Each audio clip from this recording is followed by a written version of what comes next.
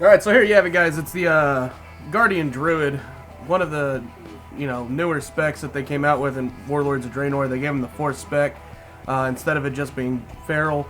And what we're looking at here is a little bit of the gameplay. Now, when it comes down to ad tanking, this thing has got it, mainly because your main spam ability is swipe. You've got Thrash in there still, you still have Mangle, they're both on pretty long cooldowns. I was running with Pulverize. Basically, the way your Thrash works now is going to act like your Laceration, the dot that you would normally put up with the bleed. As you can see, I'm taking a lot of damage in this, and I really wish that it wasn't, but that's just the way that this is playing, guys. All things considered, though, the spec is working pretty good. You have two different almost everything in this is considered active mitigation. Your bark skin's got it. It might just be alpha bugs, but you've got bark skin. It's acting as active mitigation. Your survival instincts is acting as everything's acting as active mitigation. Currently, the way that this is playing out, guys, if you're taking a lot of heavy melee damage, you're going to use your new active mitigation called Iron Fur, which increases your armor by 100%. But you can actually use this twice and make it stack up to 200%, so you basically won't take hardly any physical damage over a 6-second period. And then you've got Mark of Ursel, which is down on the number 3 button. Number 2 is Iron Fur. Number 3 is actually going to be Mark of Ursel. And what that's going to do is reduce magic damage taken by 30% for 6 seconds. These are your two new active mitigations. Both of them cost 40 rage each. And then you have a very, very weak self-healing now. Unfortunately, they've gotten rid of a lot of the good self-healing. I actually took a level 100 talent that was basically a lunar beam of some sorts that did AoE damage but also healed you for an insane amount, just for that tiny bit of extra survivability, because what they did was Frenzied Regeneration now only heals you for 40% of the damage done in X amount of time, and it's a very short window, like 5 seconds. This thing works like crap. It does not work that well. I tried even timing it just 100% right, and it doesn't work that great. And the reason why is because you don't see the actual heal that much, because it does it over time. It does it as a hot, instead of being on your actual max health. That was ridiculous. It's a dumb change, and it really sucks. The other thing that I had a problem with on this was actual rage generation. The only two abilities that you got baseline that cause rage without swapping any talents is going to be Thrash. Thrash generates 4 rage, and then Mangle generates 6 rage.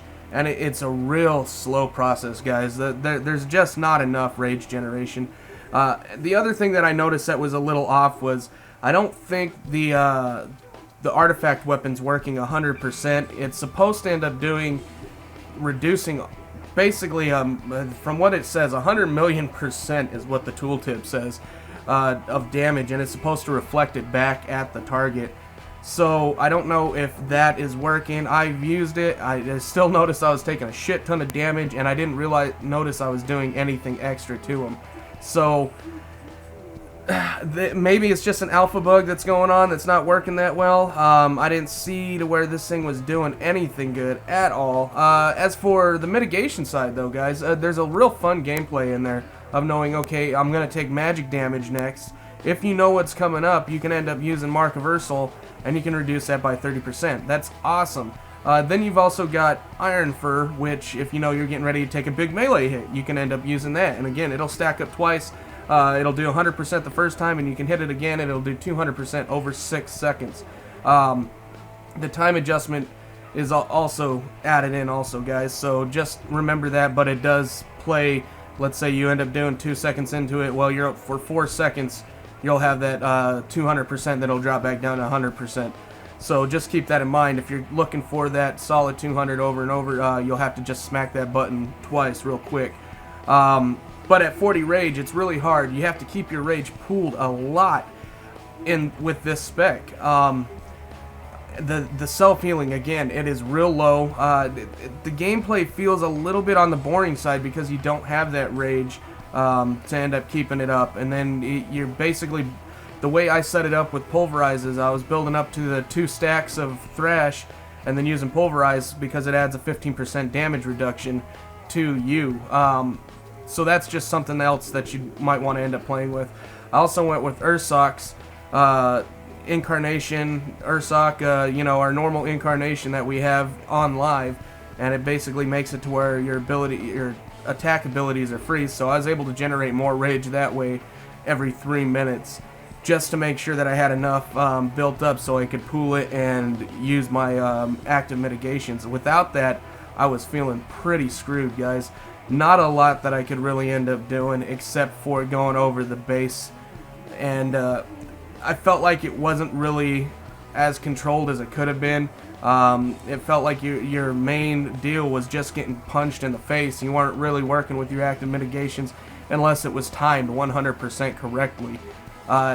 With this being said, there's a few things that'll bump rage, and then I believe there's a few things on the trait that'll end up bumping rage, so maybe later in the game and with more trait stuff you'll end up getting a bit better. But right now, with swipe being your main go-to button, that's not fun. There's no challenge in picking up ads. I'll give it to you on this one. If you're looking at being a solid ad tank and picking up ads every single time, with swipe having no cooldown and not costing any rage and not building any rage, it grabs them quick. It grabs them real quick. But the main thing that I see with them, what they're doing with this spec is making it to where they are going to be a solid hit point and armor tank only. So just keep this in mind. There's a lot of stuff that you can end up doing. This boss, for example, is going to be a good one to end up using Ursol's whenever you get the explosive damage from the orbs. But really, guys, I didn't find this experience too fun, to be honest with you. I mean, it had its perks. It was pretty strong. The heal has been nerfed into the ground, so you don't have that self-heal. You can't, get your instant casts anymore and pop yourself with a heal, with healing touch. It really felt almost disbelieving on how it was done. They did give you Moonfire, which doesn't pull you out of bear form, so you can actually do a ranged pull and not get into certain situations like some people, to where it's going to just nuke the shit out of you if you have to run in. Almost every tank seems to have this ability in some shape or form to where they can do a ranged pull and not have to worry about it, which is nice. It's a good change. They do have some good mobility if you end up taking Feral Charge. It's a lot of constant different plays, guys. If it weren't for the fact that I went with the Restoration Affinity and all the other little deals, I probably would have died a lot more without my talent choices that I had. Pulverize was my main damage reduction through most of the dungeons I did, just because of using it whenever I needed the 15% extra reduced damage. And it really... you wouldn't think it would do that much, but it does. It really does, guys. And if the rage generation came up just a bit, like even if they ended up making it to where if swipe hit, 2 or more targets or 3 or more targets and it built rage, because I noticed it more on the trash pulls where I was having issues, was there, because you're just getting slammed by a bunch of different mobs. It hit almost as hard as some of the bosses. I mean, it's ridiculous. And if they ended up implementing something like that, that might end up increasing the gameplay. But currently, with you just spamming swipe and waiting for the other 2 to come off cooldown, it does not make for an interesting gameplay.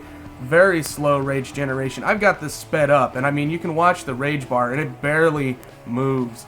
And then when I get enough, it goes up.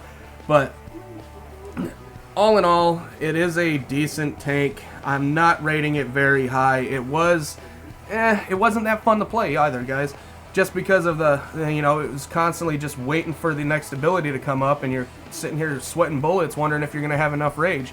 So, on that note, ladies and gentlemen, I am going to say we're coming to an end on our video here. I really hope that you enjoyed this. Maybe it'll give you a little insight. Hopefully they can end up getting this fixed before it comes out live. If not, there's going to be some major, huge issues. And I really hope they end up getting this fixed. If not, we're going to be in a lot of trouble with the Guardian Druid. I've heard different speculations out there on live or on alpha right now that it's overpowered, but I think after this last alpha build, it got nerfed into the damn toilet. And thanks for watching. Like and subscribe for more, guys.